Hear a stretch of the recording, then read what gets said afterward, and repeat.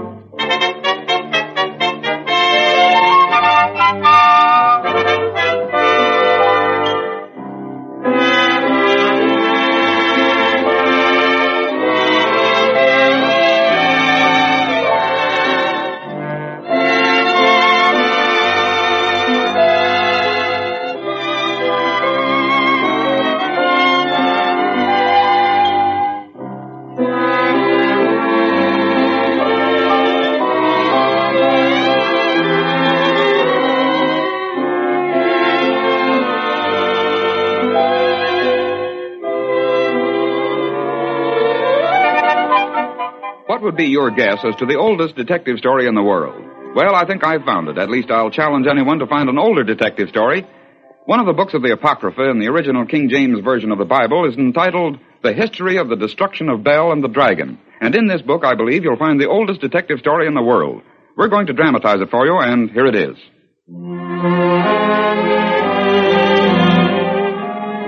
Now the Babylonians had an idol called Bel. They were spent upon him every day 12 great measures of fine flour, and 40 sheep, and 6 vessels of wine. And the king worshipped it.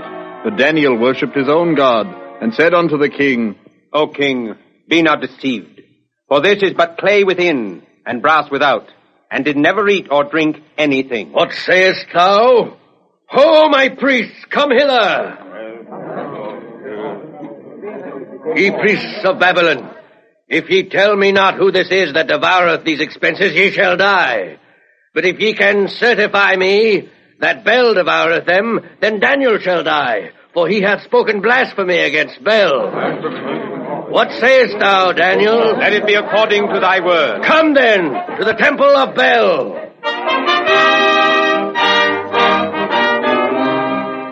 Then said the high priest of Bel, Lo, we go out, but thou, O king, set on the meat, and make ready the wine, and shut the door fast, and seal it with thine own signet.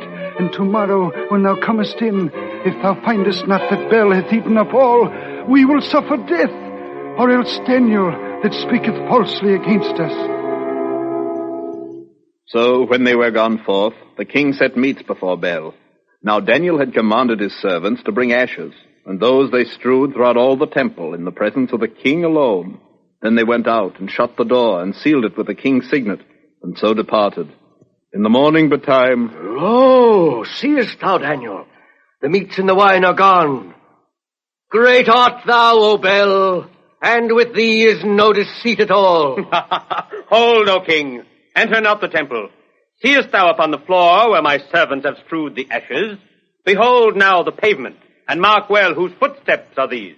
I see the footsteps of men, women, and children. Ye priests, what mean these footsteps? O king, forgive us, for we have sinned against thee. What meanest thou, priest? See, we have made under the table a secret door. Through this door we have made entry by night.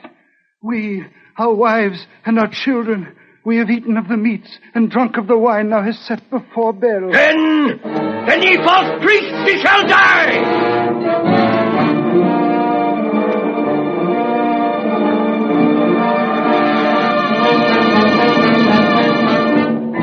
Thus, by spreading ashes on the floor of the temple, Daniel proved the hoax perpetrated by the priests of Bel and saved his own life. And, ladies and gentlemen, I maintain this is the oldest detective story in the world, for it happened 6 centuries before the birth of Christ. Welcome back. Well, definitely quite a few elements present there, and a pretty interesting program. Well, our main event today is the episode of The Weird Circle. This was a wartime NBC syndicated series with mostly focused on stories with an element of horror. But this one plays mostly strongly in the original detective genre, in which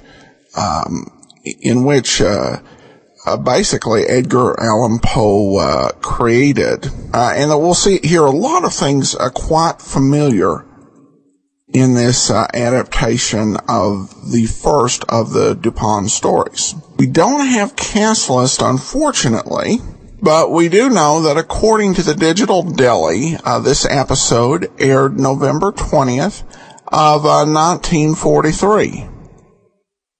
And the title is The Murders in the Rue Morgue.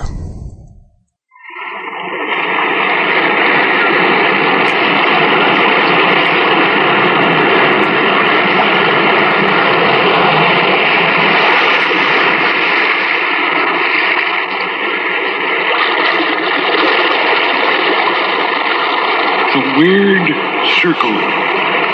In this cave by the restless sea, we are met to call from out of the past stories, strange and weird. Bellkeeper, toll the bell, so that all may know we are gathered again in the Weird Circle.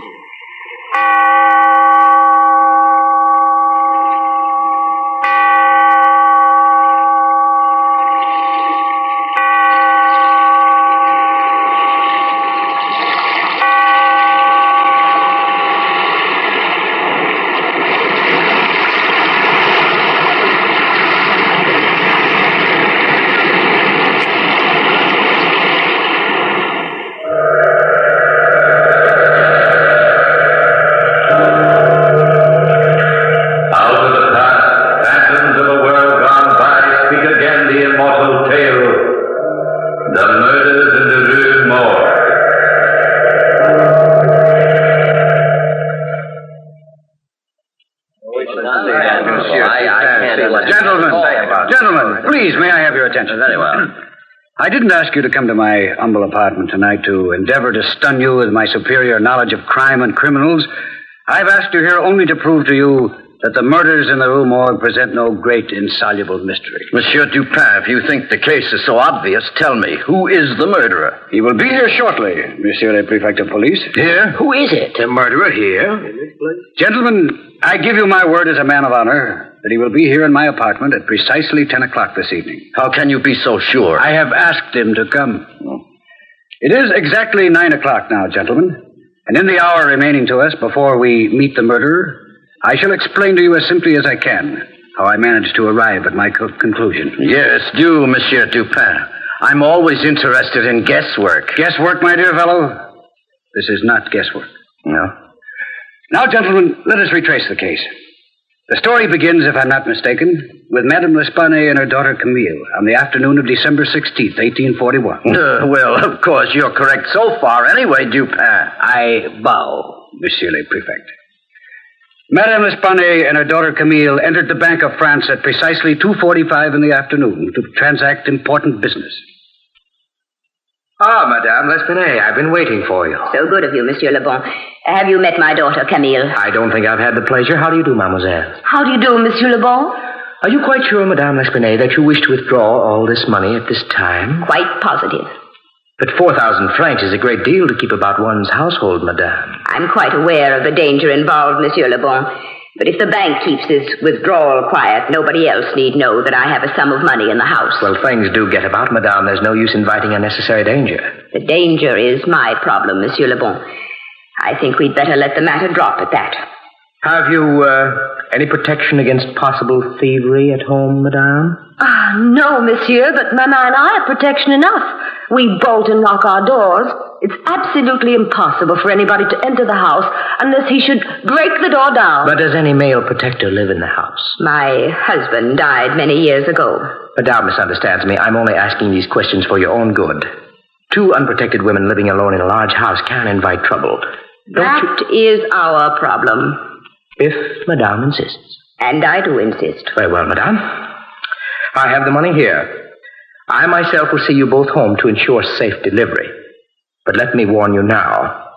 The minute you arrive in your home on the Rue Morgue, the Bank of France resigns all future responsibility. We understand, Monsieur Le Bon.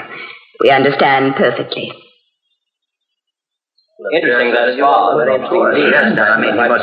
So, gentlemen, the first step in this little tragedy was completed. Madame L'Espanaye and her daughter insisted on taking the money home from the bank. Monsieur Le Bon drove them in his carriage to their house, the large, bleak house, number 12, Rue Morgue. When they arrived there, Monsieur Le Bon looked about for the gendarme who was in charge of that particular block.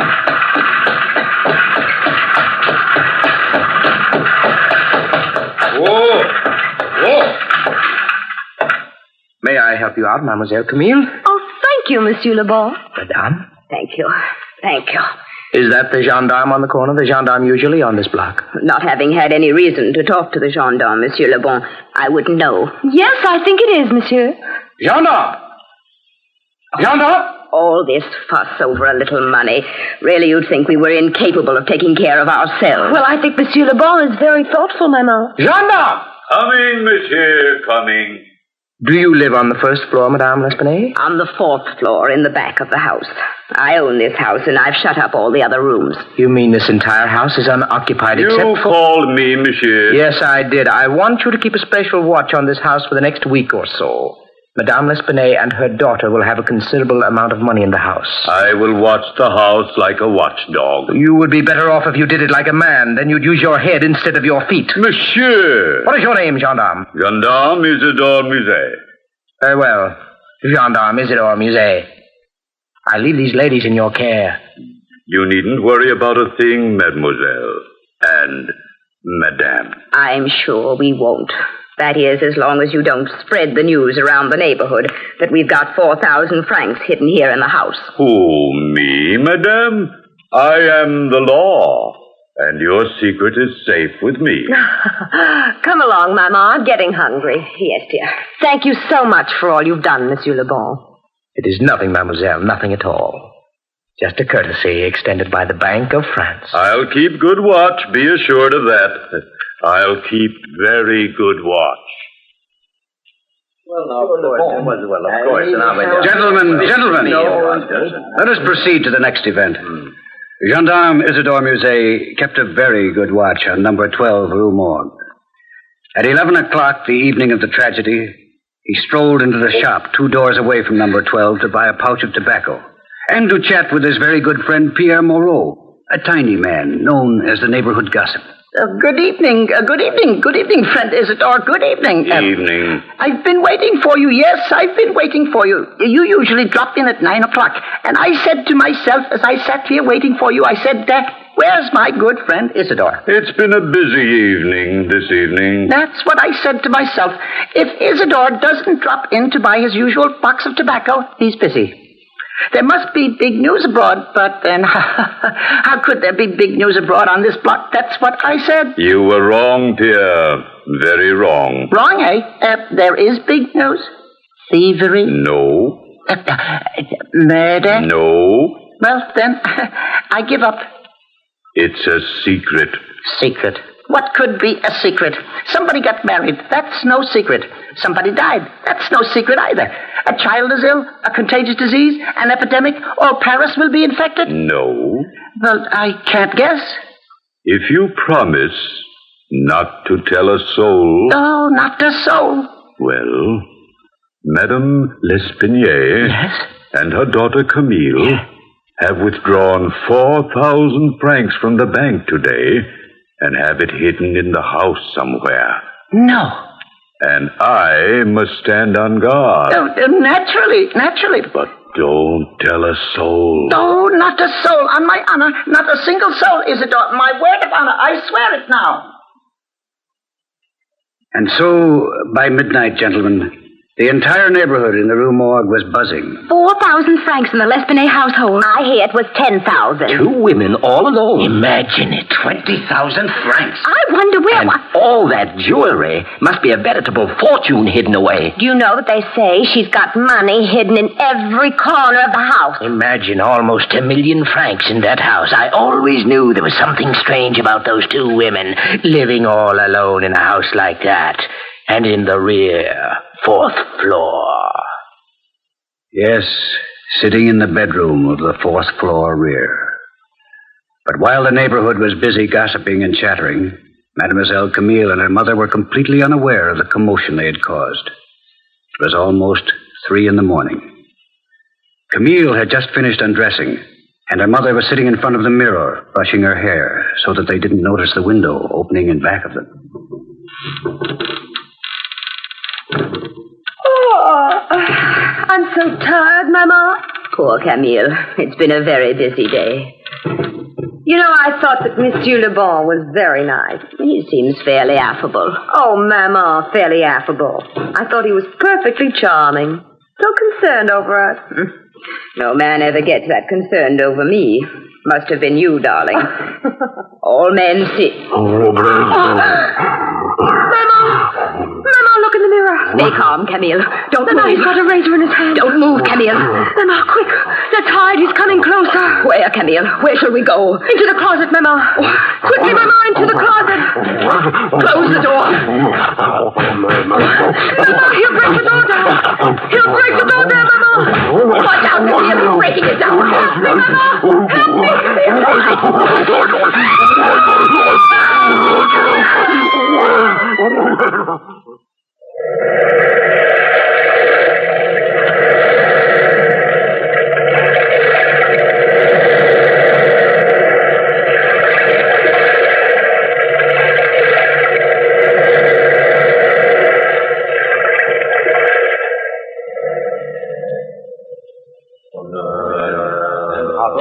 Terrible. How awful. Quite right, gentlemen. Simply ghastly. We fully realize that this is a horrible atrocity, but we must remain factual.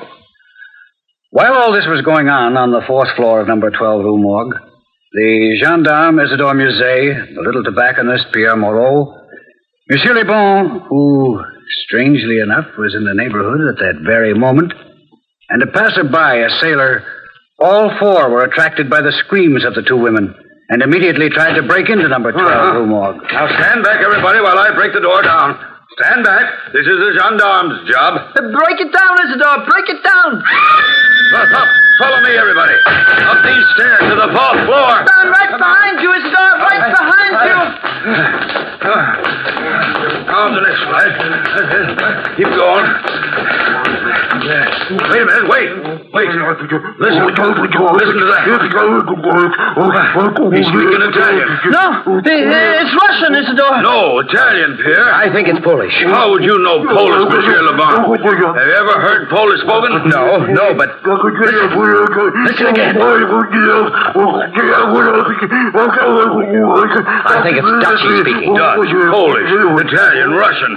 And none of you know what you're talking about.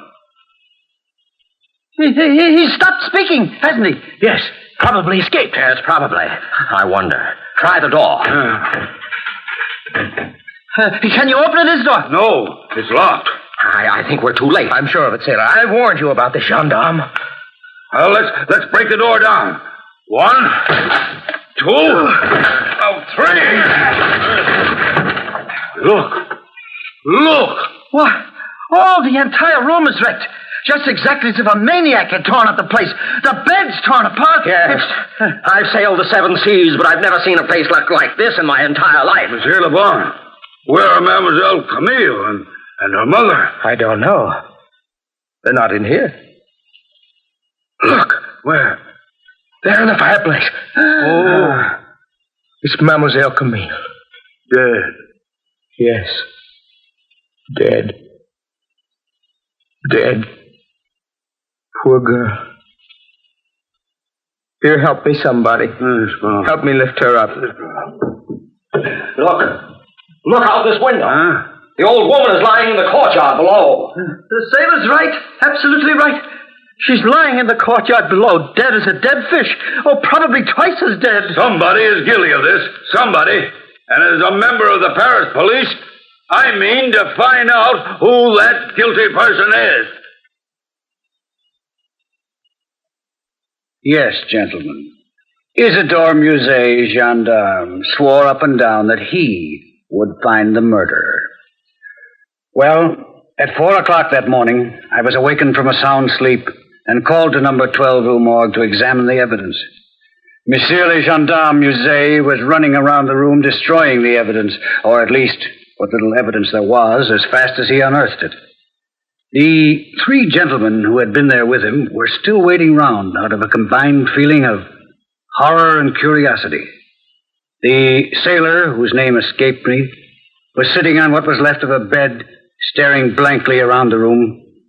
Monsieur Pierre Moreau, the tobacconist, was watching Isidore Musée, the gendarme, play detective. He played it badly. And Monsieur Lebon was a picture of dejection. I entered the room and gazed about, while Isidore supplied me with all the facts in the case, at least from his point of view. And that is exactly what happened, Monsieur Dupin. Very interesting, Monsieur Isidore Musée. And now, gentlemen, I wish to ask just a few questions. Go ahead. Now, all of you seem to think you heard the voice of the murderer. Yes, indeed. Oh, we did definitely. No doubt about it. And you, Monsieur Isidore Musée, you are positive that the murderer is an Italian? Positive, Monsieur Dupin. Absolutely positive. I could tell by his intonation. Do you speak Italian? Oh, no. Definitely not. Have you ever heard Italian spoken? No, monsieur, never. But I imagine... Yes? You imagine what? Oh, I imagine it would sound like that. I see. And you, Monsieur Lebon, you said it was Polish? Definitely Polish, without a doubt. I judge you have lived in Poland a long time yet? No, but I heard Polish spoken once. Once? Yes. That makes you an excellent judge of the Polish language. How about you, Monsieur Pierre Moreau? What language did you say it was? Russian, I thought, but that's only a guess, since I admit, and I admit it very freely, I'm not a man to hedge.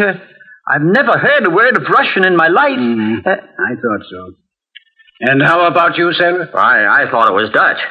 I don't speak the Dutch language, but I have heard a considerable amount of Dutch spoken when I was in Holland 8 years ago. 8 years ago?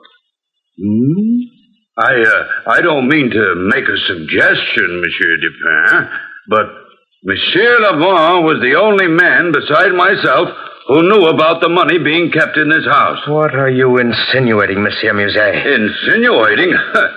I'm an officer of the law, and I think it was very peculiar that you should just happen to be in this neighborhood at 3 o'clock in the morning. Don't you live in this neighborhood, Monsieur Leblanc? No, but I've good reason to be here. Oh, so? Suppose you tell us. Well, I was worried about Mademoiselle Camille. I was rather attracted to the young lady. And, well, I had a feeling that there would be trouble over the money. Well, I was in the corner cafe having some tea until about 10 minutes before the murder occurred. And then you strolled by the house on your way home, correct? Quite correct. My tobacco store is open all night. All tobacco stores are open all night, Monsieur Pierre Moreau. I was just walking by. I didn't steal the money. But naturally, nobody stole the money. It's in the safe behind this wall. Huh? Are you positive, Monsieur Dupin? Perfectly obvious that the money hasn't been touched. These murders were far too cruel to be instigated by man's greedy desire for financial reward. Here, let me open the safe and show you. I happen to know an interesting combination that will open any safe. I should have been a thief. So, there. That ought to open it. Oh, it did. Naturally. Now look. There's the 4,000 francs, safe and snug as a 4,000 franc group of notes should be. Well, perhaps Monsieur Leblanc was interrupted in the midst of his thievery. Perhaps he didn't have time to finish. Well, nonsense. Monsieur Leblanc was with you when you walked up the stairs. Well, an accomplice, perhaps. No, Monsieur Isidore Musset. Let me show you something. Look at the fingerprints on this girl's neck. Very strong, heavy prints. And very large, too. Why, yes. The murderer must have been a giant. His hand must have been twice as large as mine, and I have a large hand as hands. Yes. The murderer was a giant. A giant with extraordinary strength. Gentlemen, I think now I have sufficient clues. Look at this window. It's just a window. Yes, just a window with a cord on it. A broken piece of cord. Clue number 1. Clue number 2. Look at the dead girl's hand. Huh? Why? She has some hair clutched in her hand. Quite correct. And with this cord and this hair, I can find the murderer. Gentlemen, go home. Go home, get a good night's sleep, and I'll hand the murderer over to the prefect of police very soon. Monsieur Dupin, don't forget to mention that I helped you. I'm due for promotion soon. That's very extraordinary. I don't care, then. And so, messieurs, that is the story. And you have the facts. A piece of cord and some hair. The condition of the room, the strength of the murderer, the passion of the deed, the lack of motivation should all suggest to you the very same thing it suggested to me. Monsieur Dupin, you are talking in circles. Circles? So? You mean to say you still don't know who the murderer is? No, of course I don't know. And frankly, Monsieur Dupin, I don't think you know either. Oh, really, gentlemen. Really, gentlemen, you amaze me. Here, Monsieur le Prefect. Examine this piece of cord, if you will. What do you make out of it? A piece of cord, yes. Well, let me see. Well, it's a piece of... Well, nothing except that, it's been torn. Yes, it's been torn. Now, yes. Try to tear it yourself. Well, well, I couldn't. It's a very, very strong cord. Notice anything else? Yes, now that I look at it, it's got a very unusual knot in it. But what does an unusual knot prove? You will see what I mean presently. It's the first stroke of 10 o'clock. Any minute now, gentlemen, the murderer will enter this room. May I please ask you to extinguish all the candles in the room, all except one. Why, Monsieur Dupin, we'll all be murdered. Which would be no great tragedy, but I wouldn't worry if I were you. Well, as you say, Monsieur Dupin. Extinguish the candles, gentlemen. Yes. Now we are in semi-darkness. That is fine.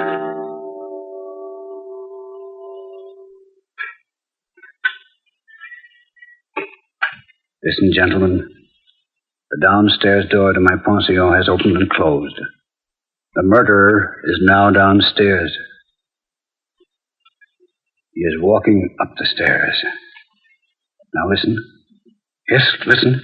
For the love of heaven. Quiet, quiet. He is coming closer. Gentlemen, are you ready to grab him when he enters? Yes, Monsieur Dupin. That is good, good. He is standing outside my door now, Monsieur le Prefect. Ready, gentlemen? Yes. Come in. Grab him. Let me go! Let me go! Let me go! So it is you, sailor. Help the sailor to sit down. It was a trap, huh? Yeah, but this sailor doesn't look strong enough to commit these murders. Let me go! Let me go! Let me go, I say! Please don't struggle.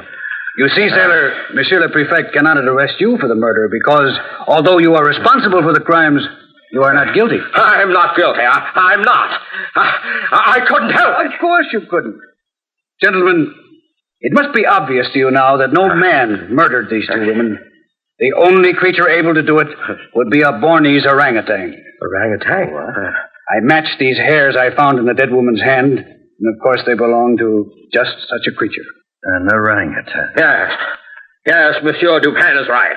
But tell me, how is this sailor involved? I owned the animal. Dupin put an ad in the paper saying my orangutan was captured. Oh, that's why I'm here, to claim it. But didn't you realize that Monsieur Dupin knew that the murder was an orangutan? No, I didn't think anyone could solve the murders.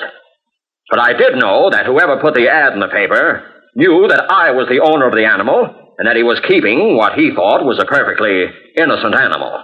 You see, I addressed my ad personally to this sailor. This piece of cord told me a sailor owned it. There was a sailor's knot in the cord, and the knot was peculiar to those tied on Maltese vessels. Therefore, when I put the ad in the paper, I asked the sailor from the Maltese vessel, I checked on the name of the vessel from the sailing data in the paper, to come and get the beast. Well, naturally, I came to pick him up. Now I see. One question I must ask, sailor. How did the orangutan get hold of a razor, and how did he manage to escape? I had the animal locked in my quarters. I captured him in Malta and brought him to this country to sell to the zoo. They're very smart, you know. For last night, when I entered my room, he was trying to shave with my razor. When I tried to chain him up, he escaped. He ran out into the streets, saw the light in number 12, Rue Morgue, climbed up the lightning rod to the ladies' apartments. Well, you know the rest. Indeed we do. Well, gentlemen, if you have any other problems you wish settled, call on me. Just call on Monsieur Auguste Dupin. Incidentally, if you'd like to see the orangutan, you'll find it safely locked up in the zoo.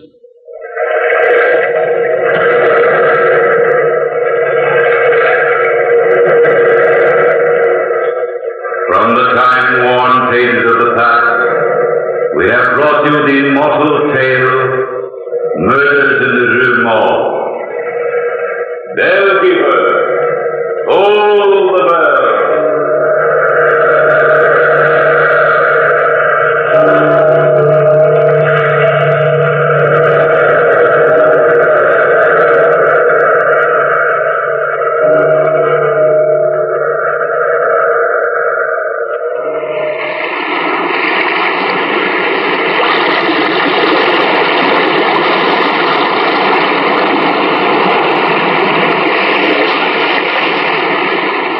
From the time-worn pages of the past, we have heard another immortal tale in The Weird Circle.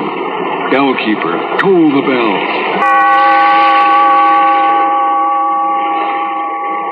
Be here in this lonely cave by the restless sea once again next time for another immortal tale in The Weird Circle. Welcome back.